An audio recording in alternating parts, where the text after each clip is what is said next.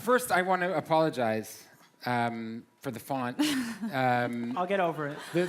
The worst part is Daniel emailed before and he said, I just want to make sure that the font is there. And we were like, yes, it's there.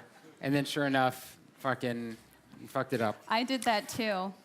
Oh. Yeah. The exact same thing I just described? I asked that they had Kaluna on there, and they did. I don't know. You had all your pretty ligatures up there. I was admiring I had my them. serif up there. You're jealous. It's funny because you did it. I know, Helvetica. I was like, man, that was nicely designed.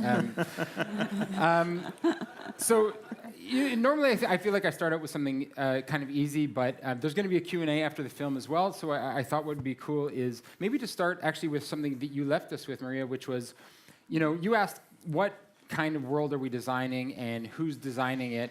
And I kind of think about that as, in the context of startups specifically, they are by definition new and innovative.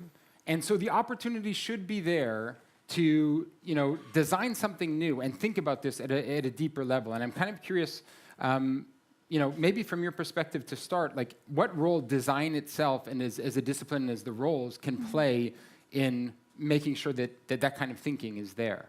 Yeah, it's a great question.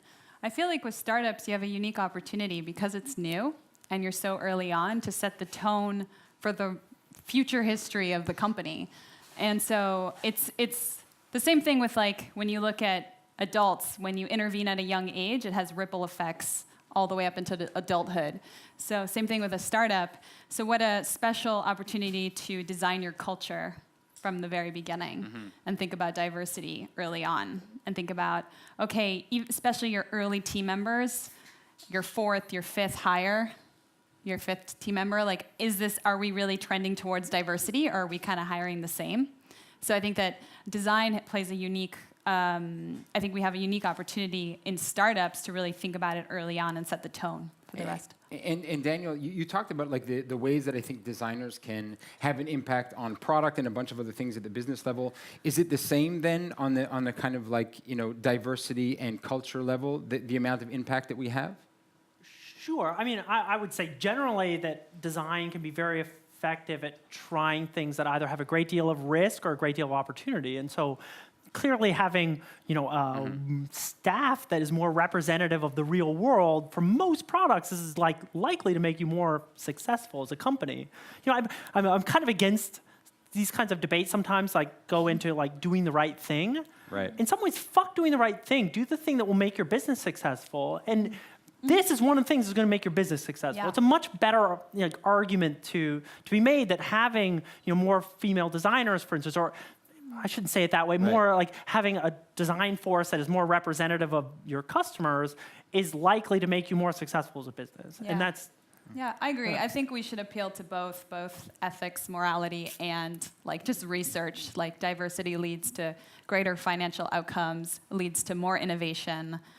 There was a study in McKinsey done that showed like when you had women and men more balanced representation on the board, those companies did far better than just with just men on the board. So. And I wonder, Sylvain, from your perspective, like there's this, and I asked the question very deliberately, like what role design can play, and you talked about the kind of special perspective that designers have on the world. But I wonder, when I sit and listen to this, I wonder, are we overplaying our hand a little bit? In other words, like, are we overplaying the importance of design, or do you see that as fundamental to the success of a startup? No, honestly, I give the same talk to engineering students. No, I'm kidding. But really, I think this having a seat at the table, a conversation, is important for designers, and it's making sure the opportunity is there. And I guess both at the micro level, I like this idea of inklings, right? There's a lot of small things that you could just start working on, and you'll have a huge impact. But there's also these bigger goals or ideas that you're working on, and I see diversity of roles also as a key asset for startups. So if you have like 3 engineers starting a business or 2 MBAs, they'll create a different business than with a well-balanced, well-rounded team. So for me, it's really a question of having a business is not a uniform thing. There's facets. So how many facets can you have? And if you have enough of those, you probably have a diamond or something. How does that? Yeah, go ahead. Point, I do think that the role of designers, like we say this general thing, like, you know, every startup is better having a design co-founder or something. Like, I work with a bunch of life sciences companies. Like, if you don't figure out the fucking science, like, you're gonna fall on your face, right? Like, I work with Calico. They're trying to, like, pursue human longevity by making the telomeres in your DNA break down less quickly. Like, that's a big biology problem, right? Or, like, you know, I work with a corporate networking company, and, like, corporate networking is real hard, you know? It's a big technical problem, moving electrons around. But I'm afraid that, you know, this is kind of like an axe to grind, is I see designers who won't go and work at these companies sometimes, right? Because, like, design isn't the thing, right? It's not the differentiator even. Right. It's not even the thing that will make them, the one thing that will make them successful or not successful. But to my point in my talk, I think design can make these companies more successful, right? And so whether you're doing corporate networking or you're doing like a blood diagnostic for cancer, it's another company I work with, having designers who are established, you know, helping solve some of the problems and helping establish, you know, kind of brand and some of these other aspects can make those companies more successful. And designers don't necessarily have to be the heroes at the company, Right? You don't have to be the number one thing there. But you can contribute significantly, I think, to all of these types of businesses. So that gives us good insight into like a very practical like aspect of your advice. I mean, you all kind of advise in different capacities, right? To like leaders and executives and that kind of thing. And I wonder, you've made this point, design, not just having a seat at the table, you have to take advantage of it, and there's other ways you can help. Like, Maria, is there, in a practical sense, on the advice that you give, is design fundamental to success there, or can it be an afterthought or something that comes after? I believe, in my opinion, that design should be there from the beginning.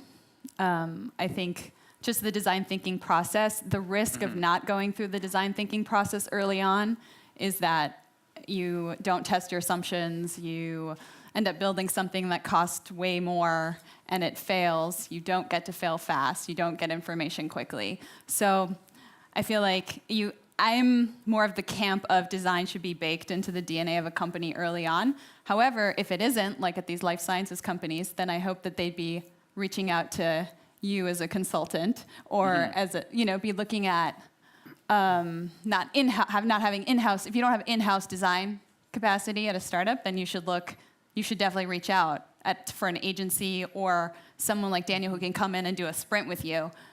So that's interesting you say that, because I often wonder when I listen to talks like this about like, well, if we're saying design needs to have a seat at the table and like early on, maybe this is a good segue to you, Sylvain, is when you look at the startups founded, you know, in part by designers, is that now something that you say, well, it's not just the seat at the table, but is part of founding team that you look for, or is that not as necessary?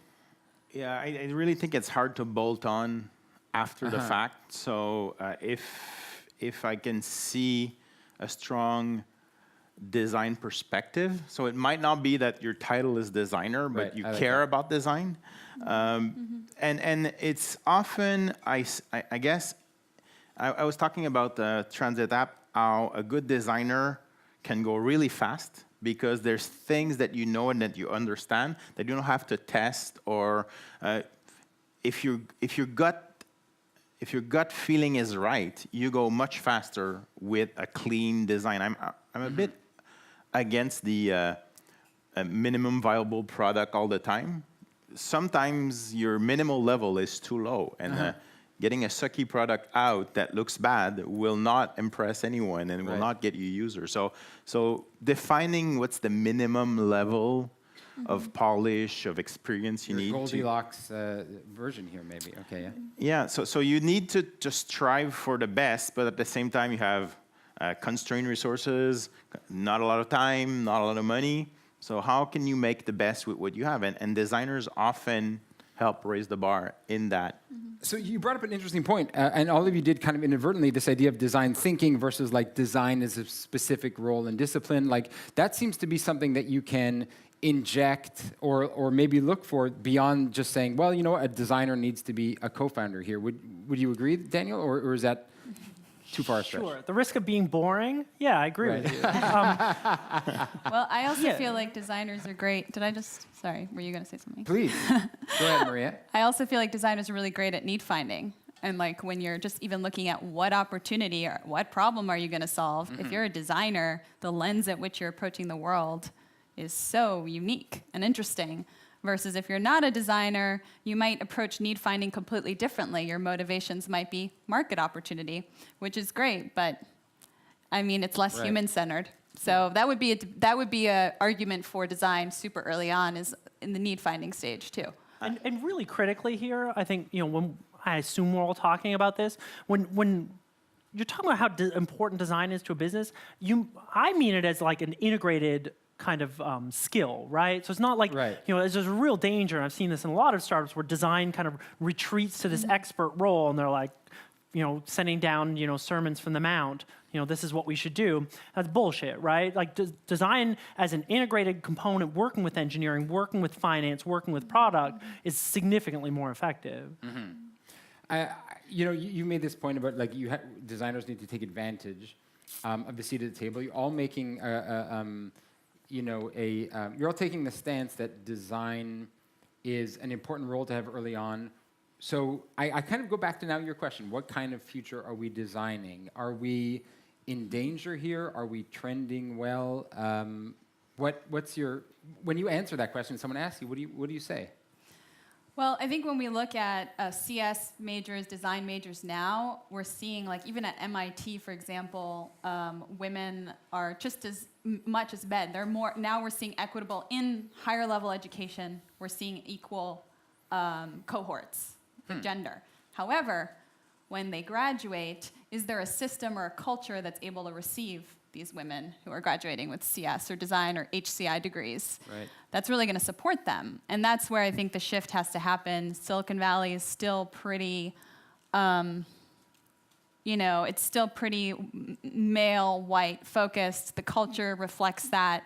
And so how could that's the bigger question, is like, how can these cultures shift too? How can these... And I think there's a role for outside of Silicon Valley. I mean, in Quebec, we've had amazing childcare for a long time, good parental leave for husbands and wives or significant other, whatever's the mix of your couple, that's supported in the system. So it was interesting for me to go work in California, where some of these measures were super progressive for the US. I was like, well, this is half of what we have in Quebec, right? So then the taxes were different too. But the whole package was different. But so I really do think we need to look at inspiration from everywhere around the world. Yes. This is global now, so there's things they're doing in Sweden that are amazing. There's still a lot of discovery for me to do around how do we best build companies, culture, what's the best milieu, as we say in French, what's the environment that we create for people to be creative, productive. We're just getting started. Daniel, do you feel like, I kind of look at the question that Maria ended off with as well, which was, what's the one thing, think about here, the one thing you can do as a designer to like have an impact on what we're talking about, the future that we're designing? Is there anything that comes to mind? I know you've talked about inklings and that kind of like, that approach to kind of like bringing up ideas and integrating them. Is there anything that you leave people with, or you would like to, that is, here's the one thing you should think about? I think, one thing I'd like people to think about is like, where do you choose to spend your hours, right? I mean, we only have so many hours in this world to work on problems, and to me, the more I work, the more I'm interested in problems, closer to the bottom of Maslow's hierarchy of needs, and things like financial security, physical security, health, these kinds of fundamental things. And I think there's two things. One is you see designers frequently going towards the top because design is generally the hero near the top, because it'll differentiate products from each other, whether or not it's beautiful or not. And it's harder down at the bottom, right? These are long-term systemic problems, right? And so design, I see designers not gravitating toward those problems. And I've heard people, just a good friend of mine the other day was dissing on me for this, for saying this at a conference. But he was arguing like, oh, well, not everybody should go and like save children in Africa, right? And that's not what I'm saying. I'm a huge believer in capitalism. But there are all these unsexy problems down there, unsexy businesses even, and they're so hungry for design.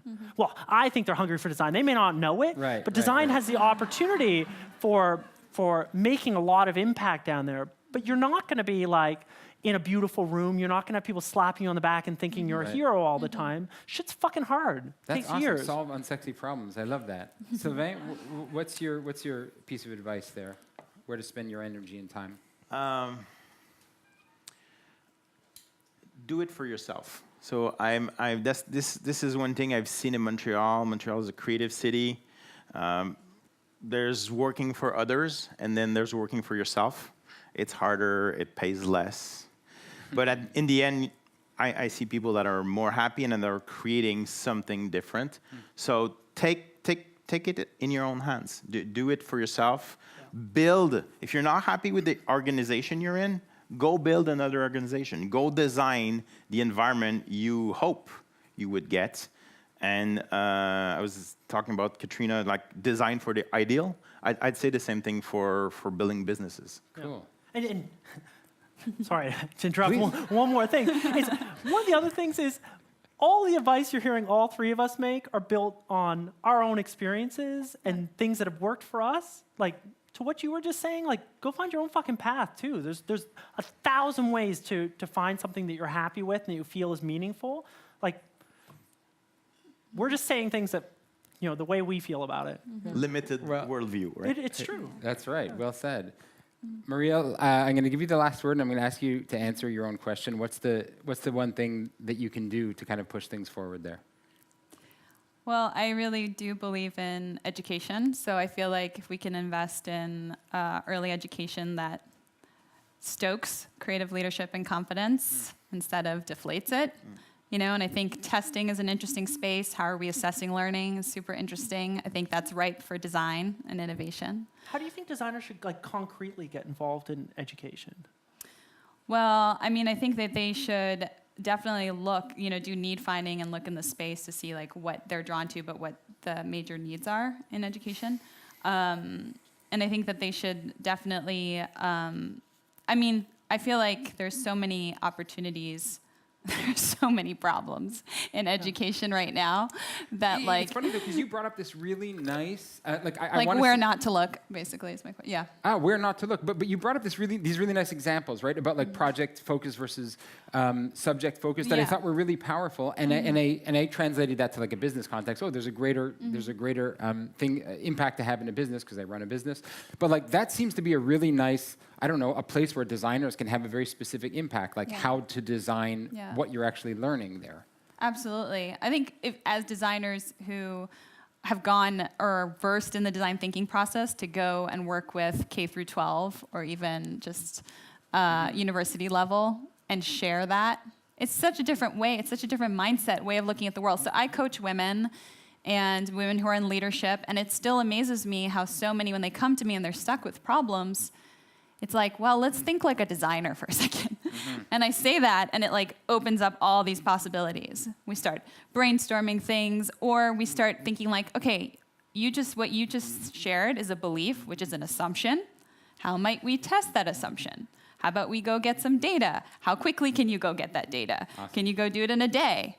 What can you make to go do that? So I think, just thinking like a designer is powerful, and I think it's creative confidence is what we're talking about. And I think that designers can go back into education and teach that. Why not? That's awesome. Think like a designer. Thank you very much, Sylvain, Daniel, Maria. Thanks a lot for coming.